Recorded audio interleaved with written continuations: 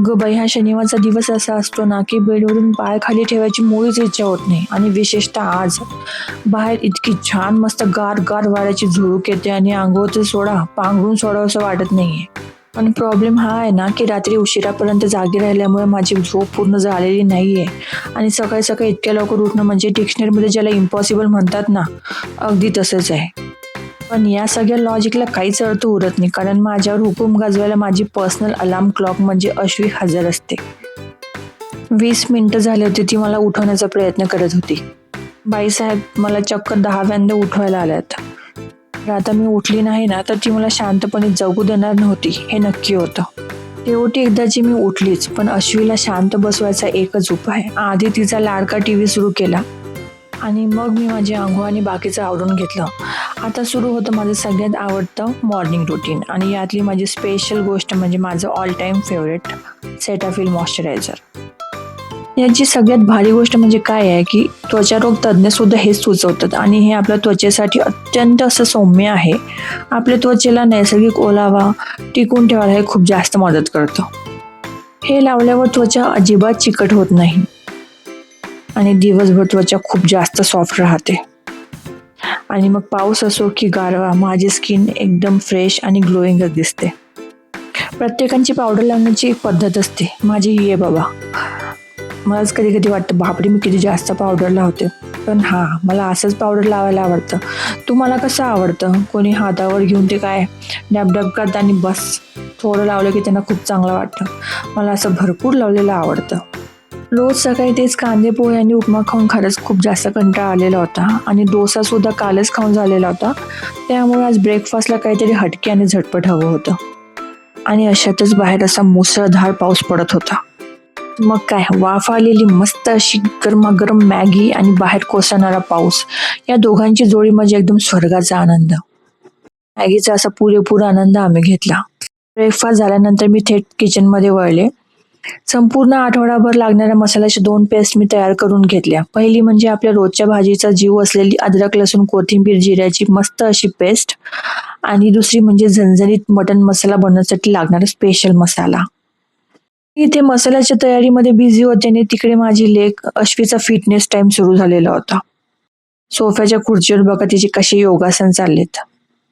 स्वयंपाक आणि दुपारचं जेवण उरकून थोडीशी विश्रांती घेऊन आम्ही खराडीला जायला निघालो. आज आमच्या छोट्या पिलूचा वाढदिवस होता, म्हणजेच अश्वीच्या काकांच्या मुलीचा. बाहेर पाऊस पडो वा काही असो, तिथे जाणं गरजेचं होतं. कारण अशा छोट्या मोठ्या कार्यक्रमाच्या निमित्ताने सर्व नातेवाईक एकत्र येतात, एकमेकांना भेटतात, सुख दुःख शेअर करायला मिळतं, छान गप्पा होतात. त्यामुळे हा वाढदिवस मिस करायचा प्रश्नच नव्हता.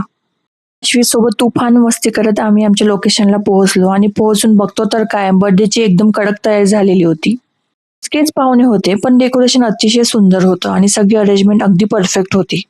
पार्टीच्या ठिकाणी पोहोचल्यावर सगळ्यात आधी मी अश्वीला रेडी केले. इथे आमच्या बर्थडे गर्लला केकची एवढी घाई झाली होती, पण काय करणार, छोटीशी पिल्लू होती. लहान मुलं असंच करतात. आणि आमची मॅडम तर काही वेगळंच, ती ओव्हर एक्सायटेड झालेली होती. असंच हॅपी बर्थडे म्हटलं तर बाप रे बाप, तिच्या एका मोठ्या आवाजाने अख्खा हॉल दुमदुमून गेलाय. केक कटिंगच्या गडबडीत बिचारी बर्थडे गर्लची मम्मी सुद्धा विसरली की आधी औक्षण करायला पाहिजे. पण असो, पण आम्ही सगळ्यांनी एक एक करून तिला प्रेमाने ओवाळलं, आणि अशा उत्साहात आमचं बर्थडे सेलिब्रेशन पार पडलं. पण आमच्या मॅडमची मस्ती कुठे थांबणार. तिकडे जाऊन तिने नकळत दिव्याला हात लावला आणि थोडं लागल्यासारखं झालं. सुदैवाने जास्ती काही लागले नाही, पण निदान तिला एक अद्दल तरी घडलीच. आणि मग काय, आमच्या बर्थडे गर्लची केक खाण्याची मजा सुरूच होती, आणि इकडे आमच्या अश्वीची नॉन स्टॉप बडबड मात्र अगदी शेवटपर्यंत सुरूच होती. एवढ्या धावपळीत आणि आरडाओरडात सुद्धा बर्थडे गर्लच्या मम्मीने लहान मुलांसाठी एक अगदी खास काळजी घेतलेली होती. छोट्या बच्चा कंपनीसाठी तिने एकदम गरमागरम डोसे केले होते, आणि चटणीची पण व्यवस्था केलेली होती. सगळ्या लहान मुलांनी ते खूप आवडीने आणि मन भरून खाल्लंय.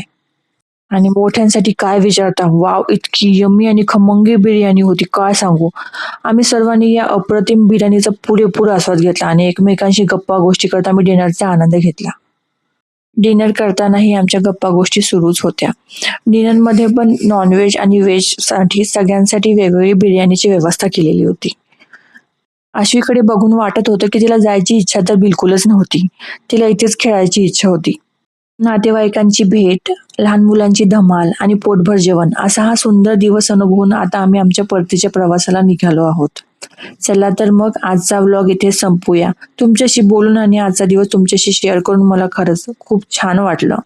असेच छान छान व्हिडिओ बघायला माझ्या चॅनलला सबस्क्राईब करा आणि खरंच व्हिडिओ आवडल्यास प्लीज प्लीज प्लीज लाईक करा. हा व्हिडिओ तुम्हाला आवडल्यास कॉमेंटमध्ये नक्की सांगा.